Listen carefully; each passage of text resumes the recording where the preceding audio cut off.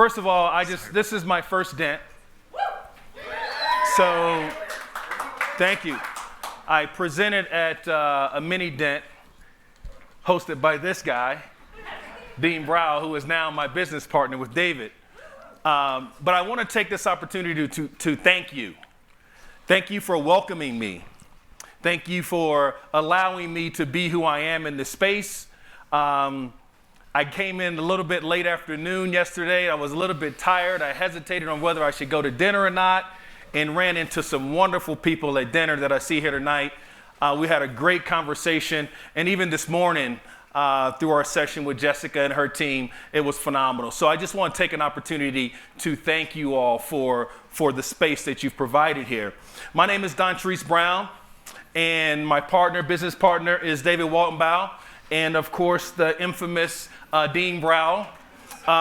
We have a project called Hidden in Plain Sight. So what is Hidden in Plain Sight? Let's take a quick look.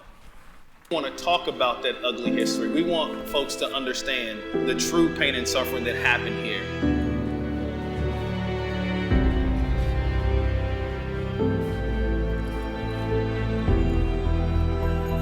Come with me. I want to show you something. Something you've probably passed by 1,000 times and never even noticed, simply because it's been hidden in plain sight. So Hidden in Plain Sight started a week after George Floyd was murdered. I was sitting in my studio office. History is often told. I wonder where that sound was coming from. I was sitting in my studio office waiting to have a conversation with Dean. Dean and I met.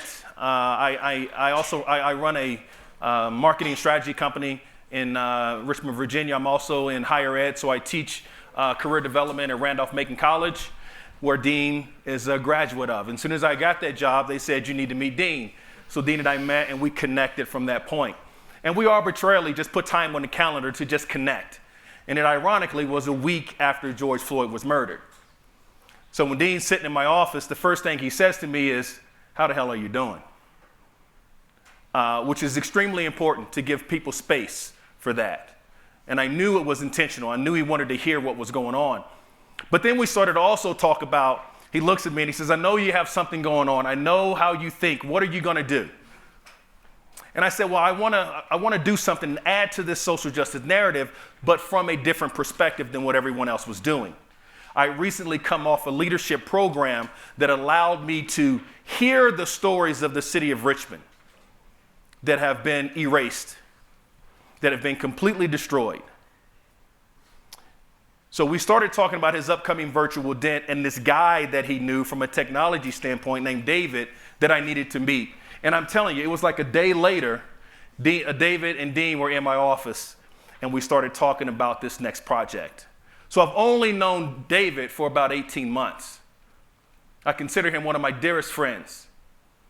I've got to know him and his family, and it's just been an amazing ride.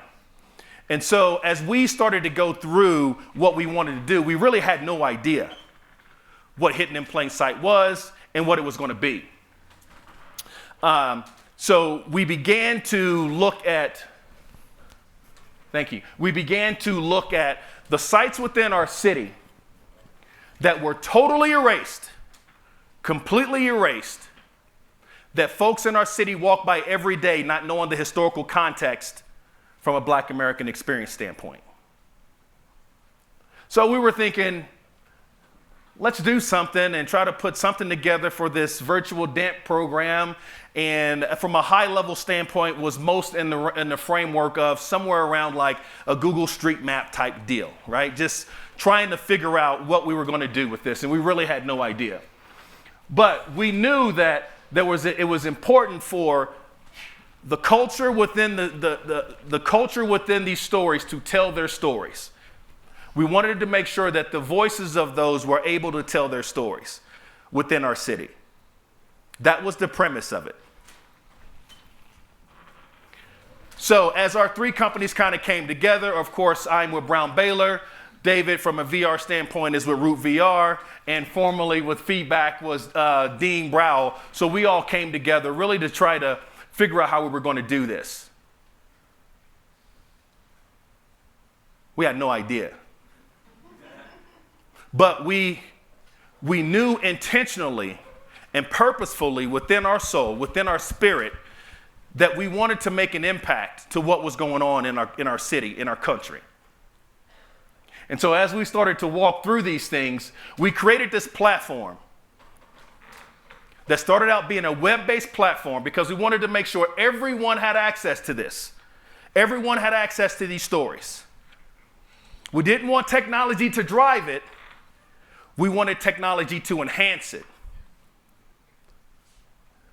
So we exist to use technology to change the future of cultural education.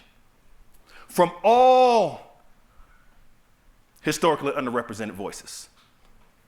Yes, we started out in Richmond from a Black experience, but we'll share with you what we've done from an indigenous community perspective as well. One more slide. So how did we do this? You can go to the next slide. So we started out in our city of Richmond looking at a bunch of different sites all across our city. We initially came up with about 50 sites that we can talk about that people walk by every single day, not knowing the historical context from a Black American experience standpoint. We partnered with the Virginia Library. We partnered with some other historical institutions. We partnered with educators, and we said, we have this list of 50. This is what we want to do. We have this list of 50 that we need to narrow down. So we narrowed that list down to 12. No specific time frame. We narrowed it down to the 12 that our community leaders, our historians said, these were the first 12 that we should do. So, still not knowing what the hell we were going to do, we had set a deadline after we met, right after George Floyd was murdered, to the opening virtual Dent that we were going to present there. They gave us an intentional timeline. So from that point to when we launched it in Dent was 6 months. The silver lining in COVID is it allowed us to work so hard and so feverishly to get this done. The passion and purpose and commitment within our studios was like any other. It was unbelievable. And what was most important that I want you to take away is when you combine your passion and your purpose with something that is bigger than you, when you and whomever align for that purpose, it's amazing what you can accomplish. The way we brought together was fate. Was it timing? Who knows? But the alignment of our purpose and what we wanted to do was perfect. We never argued. We challenged. We pushed back. I don't know technology, so I stay out of that framework. I'm not a creative writer like my man Dean, so I stay out of that framework. And they don't step into my framework. So each of us all have superpowers that we bring to the table. My superpower is the audacious confidence that this project is going to change the world. And if you can't ride with me with that, David knows, then you got to get off my ship. What's worse, snakes in the water, sharks in the water, or snakes in the boat, right? So now as we started to do this, we still had no idea what we wanted to do until we did our scout. When we started to do our scout, we identified a couple of things. One is the order in which we were going to lay this out. We could have started with the Robert E. Lee statue, national news all across the country.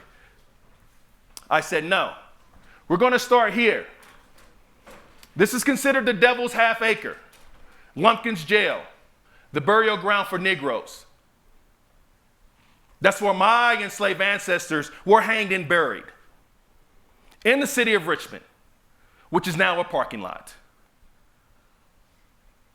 So we wanted to start where there was the most pain and the most suffering, because we wanted to let you understand the true experience from the Black American standpoint.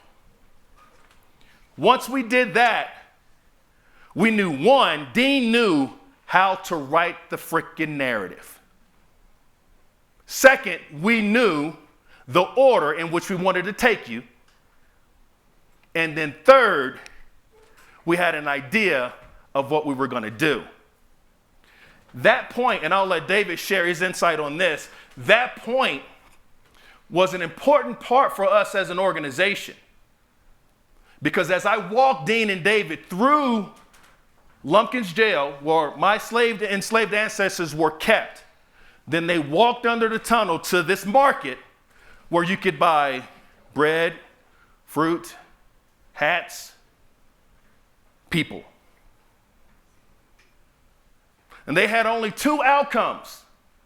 They were either sold or they were hanged. And if they were hanged here where the gallows used to be, and then they were buried right here in the back of the market that sat in front. So I walk these gentlemen out, and we stand on this burial ground. And the weight and gravity of that was so heavy, but it was so enlightening because of the resiliency, the perseverance, and the determination of my enslaved ancestors that allowed me to be at that point in time to lift their voices. And so David had an interesting conversation when we were talking about your experience when we were there. Yeah, and Dontrese does this to me all the time. He gets up and he does his thing, and then he just passes the mic off to me, going after him. But so this site was particularly important for me because I grew up in Richmond. I've been in Richmond since I was 4. I've walked by this field. Until 2011, it was under asphalt. It was a parking lot. People finally started to realize the historical significance. So in 2011, the asphalt was peeled away. And since 2011, this is as far as we've made it with additional acknowledgement of this site. You can see the strange light posts that are just in the middle of this field where it gives you the sense that it used to be a parking lot.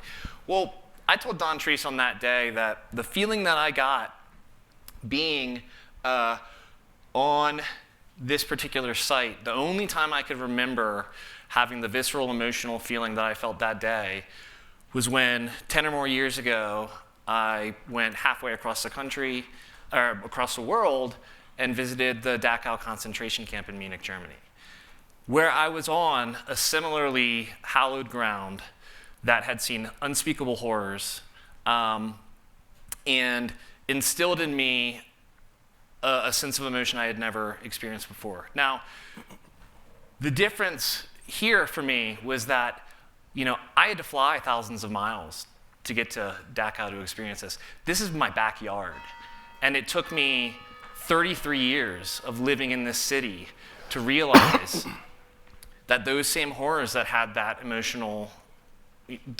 provoked that emotional response in me were all around this city. So it was an incredibly powerful day. I think the other thing that the scouting trip helped us realize as we started going around and seeing some of these sites, I had made a lot of promises on what I, in theory, could accomplish with this technology. But the reality was that it was all just, I kind of knew it could be accomplished, whether I could do it or not. I wasn't sure, but I said, we'll figure it out. Let's go out and do it. Well, going around and doing the scouting really changed everything for us, because that's when we realized, when the rubber hit the road and when we finally understood what we were going to do. We had been given a collection of archival photographs from the historical site organizations that we were working with. And perhaps, pure serendipity, when we got these photographs and we went to these sites, it was incredibly hard to find some of these sites, but what we realized when we were on the ground was that in like 9 out of 10 of the photographs that we were given for this project, the perspective from which the original archival photograph was still existed. Mm-hmm. It was hard to find, but it still existed. And that was the moment that all of a sudden the weight was lifted off of me, because I now had a concept of what we were actually going to do, and that was to use 360 video technology and and virtual reality to showcase what those sites look like today from as close as we could get to the physical perspective where the archival photograph was taken, and then use the archival imagery to recreate those sites during their period of historical prominence. Yeah, and this was a particularly interesting site. When we went looking for this site, we traveled all over this area trying to find it. This was the historic neighborhood in Richmond called Navy Hill. It was a prominent black neighborhood, affluent black neighborhood that was completely destroyed when I-95 ran straight through it. So much so that as we were looking for the location of it, the actual street grid has been morphed to also eliminate it. So we think this is where, in the picture, where the Navy Hill community is getting destroyed, is right where this post stands. Again, one of the themes that we figured out that was currently continuously coming through was every site that had the most pain and suffering from the Black American experience standpoint was a freaking parking lot. And in fact, with this site, this photograph was taken about 18 months ago. This site is now a parking lot under a 6th-floor parking deck that's since been put there. With the helipad. Oh, the helipad's gone now. Right. Go ahead to the next slide, David. And so, again, one of the things when we found out that we could recreate these images, that's when the light clicked on. So go to the next slide, David. So this is actually us on our scouting trip. And you could see Dean and I just kind of walking here. You'll see the historical photo here. All of this other stuff is real stuff. And then you can see David right here holding up the 360 camera, because the building that the actual historical photo was taken from is no longer there. So David had to climb up this huge thing and get the camera up to get the picture so that we can get the total 360 degrees. So it looks like 1960s, they're going in there, and Dean and I are walking around with our shirts on, and David's hanging over a fence all over in the same picture. And so let's see, next slide. This is just a close-up more of that. And then, so the interesting thing is, when we started this, we did a couple of things intentional. We added a locator when we talked about hidden in plain sight. We changed it from hidden in plain sight, S-I-G-H-T, to hidden in plain sight, S-I-T-E, for location and locality. The reason why we kept the locator free is because what are we going to do with this? We're going to change the world. Every city, every country, every town in our nation has narratives to be told from our historically underrepresented groups. We are only providing the platform for you all to tell your stories. So we were excited when we got here. Thank you. So we were excited when we got here. You saw it was hidden in plain sight Richmond. Now we're doing hidden in plain sight Santa Fe. David, you talk about you this Saturday and Sunday. Yeah, so this Sunday, I had the pleasure of taking a group out and coming in, and we knew through planning with Steve and Jason and the rest of the Dent team, we basically had the honor of coming in and preparing a miniature version of Hidden in Plain Sight Santa Fe using one site, with bringing a group with us to showcase the process a little bit. And then some of you may have seen me. I wasn't trying to be antisocial or rude, sitting in the corner on the floor with headphones and a laptop. But I spent all day yesterday taking what I filmed on Sunday and putting it together so that I could showcase something, anything, hopefully, based on this, and that we'll show today. But it was an incredible experience. My interest, as soon as we started realizing how this platform could be used to allow any marginalized group to begin to tell their story, I immediately just became so personally passionate about creating a platform to allow indigenous communities to tell stories. The opportunity to come to Santa Fe was a dream come true to me in that regard. It was also a lot of pressure, to be completely honest. We were just talking about that. And I'm a white kid from the suburbs, right? And so sometimes it feels a little bit ironic that I'm working on projects that are helping out, marginalized communities. But it's work that needs to be done, and it's work that I'm honored to have any role in. But with this particular project, so in the planning for this over the summer, we kind of did our ground research. Dean did a lot of help. We had some great contacts here. to try to pick a site and a storyline that was basically within walking distance of the hotel, so we could take a group. And there were so many. It was incredibly difficult to choose from them. But I was immediately drawn to the fact that what is considered to be the oldest church in the United States is a 10-minute walk from here. But not only that, the church. This particular church was representative of a story that has maybe not been told, but has been repeated thousands of times across this country. And that was the colonization of the city.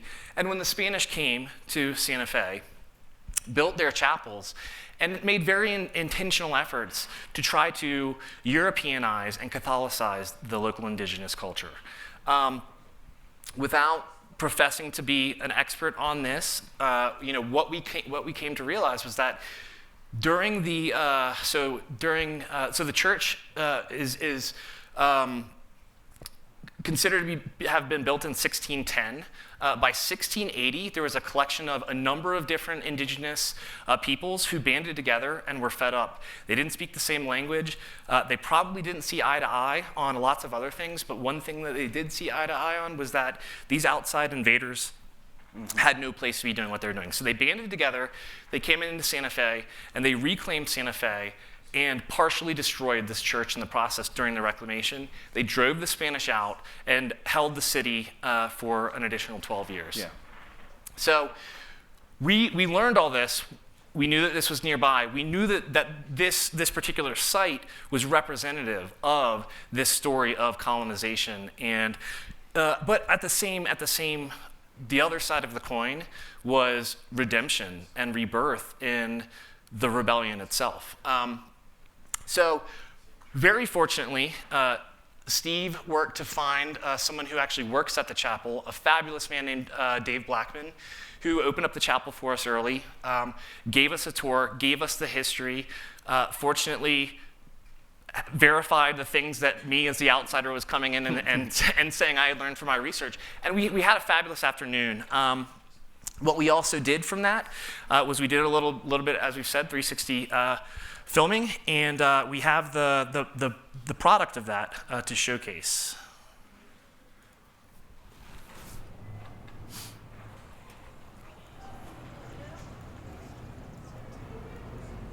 History is often told from the point of the colonizers, as a starting point from which we then backfill a conquered culture. But take a moment with me and travel back 800 years. Think about that for a second. 800 years. Many Americans have trouble imagining 80 years, never mind 800. Within that 800 years, communities built schools, barracks, homes. The remnants of these are still being found far underneath our feet, buried by time, buried by new cities.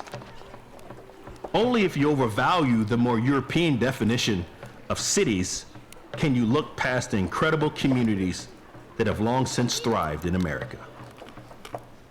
And so, in 1610, the Spanish built one of the oldest colonizing capitals in North America, on top of ruins that were likely already 400 years old. They called it La Villa Real de la Santa Fe de San Francisco de Asís. The church they built soon after marked an auspicious milestone. More than a dozen years before the Mayflower, more than 2 decades before Jamestown, a Franciscan missionary church raised its bell over the royal town of the Holy Faith of St. Francis of Assisi, and in fact over the Plaza Mayor, in direct contradiction to their own ordinances. The signal was clear. The Spanish were here to stay. Until they weren't. In 1680, after over 70 years of Spanish occupation, a medicine man from Okeowinga led the Pueblos of New Mexico in a stunning rebuke of colonization. Emboldened by visions of the life before the Spanish, Pope created a massive multi-ethnic coalition, in some cases even separated by language. The Spanish had lumped all of these indigenous people into one designation, Pueblo. And now their self-fulfilling categorization had come to collect. A massive force occupied Santa Fe, destroyed its church, and transformed the plaza into a fortified pueblo with 3 to 4 story housing blocks around 2 squares with kivas. The result wasn't a mere disruption for the Spanish. What we now call the Pueblo Revolt held off colonizers for 12 long years. It wasn't a rebellion, it was a revitalization, a return. History exists all around every city, no matter what monuments stand. The ones with the most pain are often the most hidden, the most buried. We drive by them, we walk over them. And in some cases, we even park on them. But if we squint, if we remember, we can change our paths and our patterns, change how we see the city as we visit or commute through it. With help, we can revere and learn from that which is hidden in plain sight. And that's what we came up with.